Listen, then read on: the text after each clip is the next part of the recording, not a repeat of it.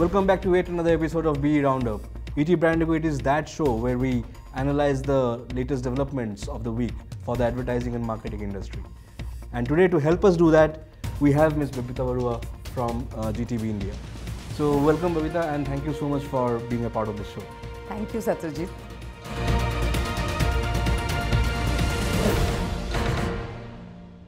This week, the biggest thing that happened, we saw, and especially people in Noida saw, was Samsung opening its biggest manufacturing unit in the world, and we saw the who's who of the of both the countries, like from South Korea as well as PM Modi come down. So from a branding perspective, how big is this boost for Government of India's Make in India project or campaign? I feel it would be a big boost. One of setting up any production plant, factory means jobs, and from what I've read, it's 70,000 new jobs. It means upskilling the labor force. Right. It means, again, I don't know the details, but it does mean progressiveness, because you could have women employed, you could have new skills coming up. Right. So overall, Make in India or production units of such magnitude being set in the country can not be not a positive image. Right. So yes, to your question, I feel it's a boost to the image of Make in India. Nowadays we see cities being branded, and they have been, their names being taken out to the world. How big is this for the city of Noida? I mean, Noida has always been a satellite of Delhi. This gives it an identity of Noida to itself, right? Yes. So what's your take? It does, and I think it's a beginning to something greater, because like you said, some cities are known as tech cities. Right. We know of Silicon Valley, we know of a lot of other summer production cities. So it depends on what is the ambition. But I feel more importantly for Noida or for cities like this, anything of this magnitude which is set up means, for example, the hospitality industry grows, roads and infrastructure develops, right? Then you have hospitals, schools which are set up, because you have that many people who are now working, etc. So I feel just in terms of any city's progress itself, something like this, whoever sets it up is a good story. To that, yes, if one takes the lead, others are sure to follow. So good luck to Noida. Right. Yeah, for being the new tech city maybe. Staying on to mobile phones, right? So this whole Make in India initiative, right? So we saw what happened with Apple. When Apple started manufacturing phones in India, the cost came down, right? And their market share also obviously increased, right? Is the same thing going to happen with Samsung as well, from the market perspective? Look, it's a very outsider view, because you don't know the dynamics at play, and only Samsung will be in a position to say that. Right. But just from a very outside view, India is one of the markets that are seen as manufacturing hubs, production hubs, for a lot of efficiency reasons. You have a workforce which is skilled, so you don't compromise quality, but at the same time the cost, whether it's the cost of labor, cost of resourcing, cost of setting things up, will therefore bring down the overall cost and therefore efficiency and therefore profitability. It's interesting that we are speaking about mobile handsets, right? The medium of mobile phones. So just last week, and this is one of our discussion points, Facebook and KPMG came out with a report, right, where they have said that by 2020, majority of the car sales will owe it to mobile phones. Isn't it already happening, or isn't it obvious? It is happening. In fact, I think the story started maybe some time back. Is it gaining momentum now? It is. And it's getting momentum as a fast pace. In fact, I was there at the launch of the report as well. All right. But overall, because I partner one of the auto industry players, I do know that there are some forces at play on this one. One is the rise in smartphones itself. And if I'm not mistaken, 2022, the number which has been put is 490 million, which is like 35% of the population. Right. That's a big market. Yeah. The second thing is against Reliance Jio, which is data, their network, and therefore accessibility. And the third is reports from both Google, Facebook, as well as other parties that we have been privy to, shows that 80 to 90% of consideration, research, etc., happens online, digital, and almost, and this is like a rough number, but say 15 to 16, if there's a journey point of say 21 in the consumer journey ending with or leading to purchase, almost 15 to 16 of it is on digital now, which is on mobile, digital mobile, you know. So yes, it is a robust story. I think from all these reports, and because we were part of it when it was shared, the key thing is what do we take out of it as an industry, as businesses, and what is the intervention point that these players can bring to the table to help us on this customer journey. That will be the proof of the pudding or the concept, so to say. As a data point, you can't disagree with this. Why only auto industry? I mean, you know, I'm sure other categories are also, you know, rising up to this challenge and, you know, absolutely. No. So this is because I think the report was on the auto industry, but you're right. Now it depends. The kind of pre-purchase behavior or post-purchase behavior or investment that a customer would give to some categories are more than others. Therefore, the role of mobile, the role of digital itself is very, very different in different categories. For auto, the role is critical because you do invest, like I said, in a customer journey. If 15 or 16 out of 21, 23 points are on digital and thing, it is key to your purchase journey. Right. For some, and some say FMCG, customer journey is quite different from, say, categories like auto or tech. It depends upon how much of time you spent on each stage of the journey, how much of time I spent in consideration, how much of time I spent in research, what is the time I spend on post-purchase. So for example, for a car ownership, that's equally important. The journey begins with the purchase. For something which is impulse, like FMCG, you don't have a similar customer journey, but at the same time, the role of mobile, the role of digital is very important as an intervention. What is the brand appeal? What are the conversations? What are like-minded communities that I can be a part of? So yes. One thing that mobile has also done is, you know, made people more powerful, right? So, you know, it has given the power of media to in people's hands. It has also, what it has done is, you know, it has made social media very powerful, and thus it is a cycle that leads to, you know, fake news or, you know, the mayhem that we are, you know, countering. Social media influencers, right? This week they had basically faced a massive backlash from brands, right? You know, especially when some weeks back, you know, bigger brands, they took themselves away from, you know, social media influencers. Social media influencer business is a huge market in India, especially, right? There are social media, you know, influencer agencies that are coming up. So what impact does it have on the business as such, and how effective a tool this is for marketing? As a tool, it is effective. But what's happening, I think when you ask who is a social media influencer, who is an influencer? Yeah, forget social media as well. Does the world recognize you as an influencer, or are you saying I'm an influencer? I think the problem that's happening is you have 5,000 followers, you know, you've got some likes, you've been covered somewhere, or people talk about you in some cases. And then you decide, okay, now I'm an influencer, and then, you know, you approach brands and businesses. In fact, I read the article that you're referring to, which actually said a lot of marketers every day, 150 mails, 200 emails saying we are influencers, we want to be a part of it, which can never be the game, because at the end of the day, the word influencing itself means trust, credibility and authenticity. Which means you have a set of followers who have been inspired or who want to follow you for something either that you say, that you do, or that you actively lead.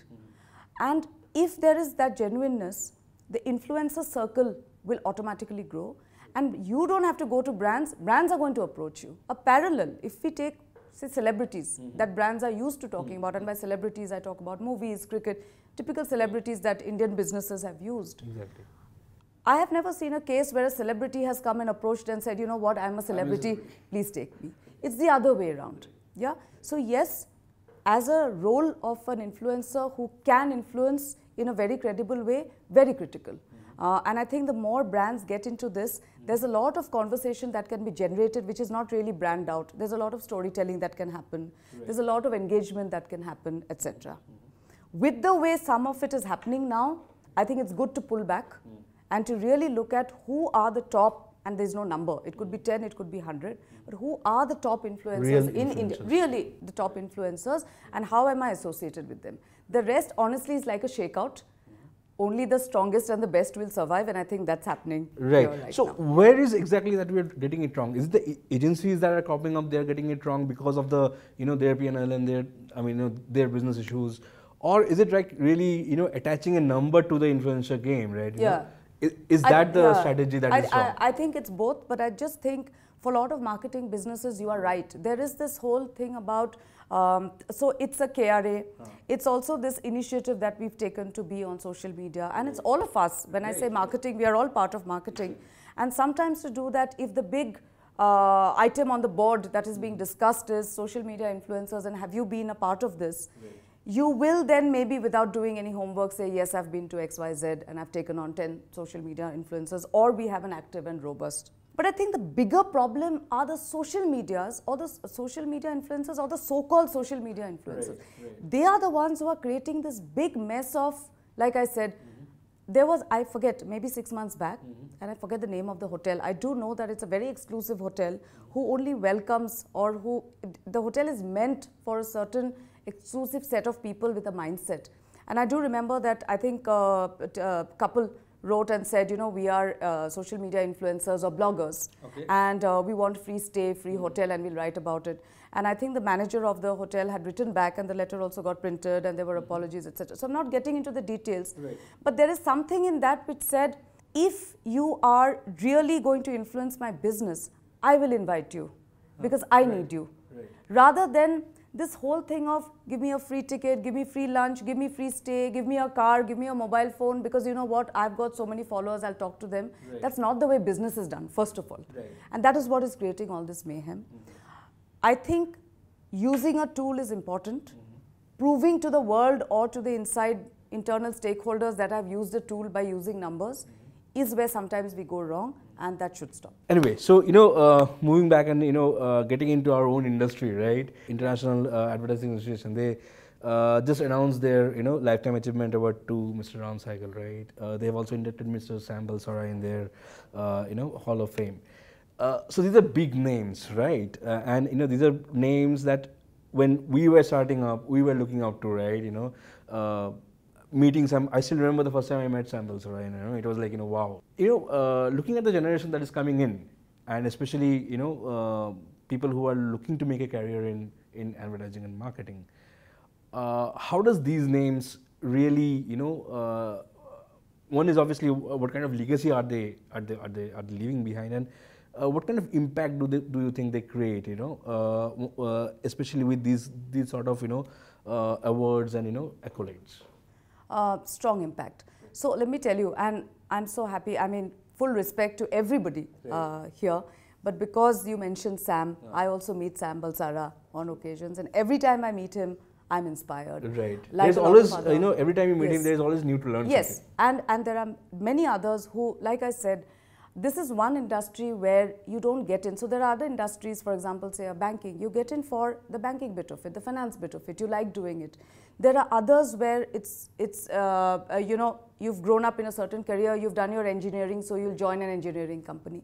I think this is one of the few industries where you're ruled by passion and you're ruled by people who are in it. And that's what keeps us going. You're right, much older than you, Satyajit, but when I also joined the industry, one of the things I looked up to, and today I think after 21 years in the industry, I still thrive, are what can I learn from the people who are icons? We don't use the word icon and legend in a lot of industries. We use it in marketing and advertising.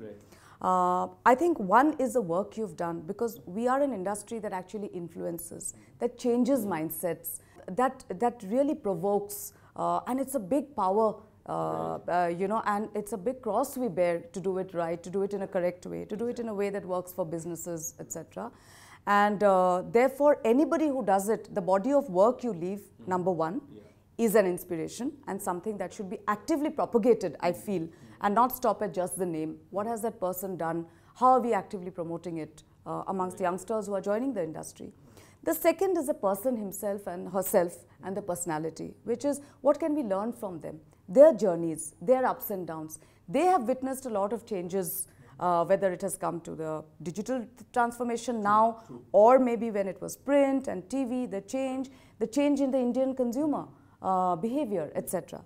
That's something we have to learn from. So much of a proponent for women in the industry. True. And I know there are fewer at the top now, but increasingly the number is increasing. And I do hope there are more icons and legends who are women, because that is needed, especially for retaining women at work, especially for attracting women to the workforce. But personally, yes, all of them inspire me hugely. Right. Yeah. Same here. Same here. And you know, it's interesting that you have mentioned how consumers in India are changing. Yes. And so is the advertising industry. Right? Oh yes, it's my adapting, gosh. right? Yeah. So what's your take? 21 years, right? So. Well, I can give you my take. It's not a solution, because if somebody had a solution, we wouldn't be undergoing. But okay, I think they're all series of solutions. I was telling somebody the other day that action is like an adrenaline for a lot of us, and especially for me. I think some people, and my family certainly doesn't like it at times, because all the time it's action, do something. But we are in the middle of typhoonic winds, which is changing a lot of, so the winds are changing a lot of agency structures as we know it, ways of working as we know it. Because today, and it's been spearheaded by the digital transformation. Today, the way we do business with our clients are changing quite a bit, because you are not the only partner, or you're not necessarily just the key partner on the table. The client and the business expects you to collaborate with a lot of others in the ecosystem as a trusted partner. So today, I cannot go to a client and say, you know what, I've got all the solutions with me. I have to go and say, you know what, I have collaborated, or I have partnered with XYZ, or I have upskilled the team and myself with XYZ to be able to give you the needs and the solutions which are required in today's world. I'm very lucky, because in the integrated unit I work in as part of WPP, it is based on this kind of thinking. Versus say an OPCO which worked in the, which still works, but which is not integrated. So you are a specialized OPCO, and then you sort of offer your specialization, and the client then looks at others, partners to complete the journey. But there are some units which are set up, like I said, where you try and partner the client on almost the entire part of the journey, not just yourself, but by partnering and collaborating. I think that's the way to go. More importantly, we have to be open to breaking a lot of structures we are comfortable with, including hierarchies, including the kind of people who we have seen as experts earlier, because the definition of expert is changing. To your earlier question, today we are talking about a social media influencer and not a celebrity. When I grew up, my gosh, it was only celebrity, celebrity, celebrity, that too Bollywood and cricket. So if all that is changing, the way we are working, the way we are structured, the kind of people we have to look higher for talent has to change. So for example, the talent that we look at is not necessarily agency at all. Now, somebody can question you. Aren't you taking a risk by hiring somebody from, say, an e-commerce company, by hiring somebody from, say, a technology company who's got no experience in what an agency does? Right. Yes, it is a risk. Learning curve is steep. The person can make mistakes. In our business, there's a very short lease you are given when you make a mistake. Will that stop you from changing your talent mix? It should not. And I think the more we sort of do this, we will be seen as true partners that a business wants to partner with, and not a business that a client is forced to partner with. I think that's the big difference. And yes, I'm in this for a few more years, God willing. And I hope to see a lot of change, and I do hope that I can continue my learning curve, which is steeper than my experience curve now. Yeah. Right, great. So on that note, here's hoping that, this ever-evolving industry of ours, we can sit on another chat, sometime later, and, discuss that what new things have come up, and, This needs, like, I think 3-4 conversations. Exactly. Because you can't cover it on one. Right. But Satyajit, you know how much I like talking to you. So thank you. Thank you. Thank you so much for being a part of this episode. Okay, thank you. Thank you, viewers. Thank you for being a part of this. Till next week, stay tuned to ET Branding.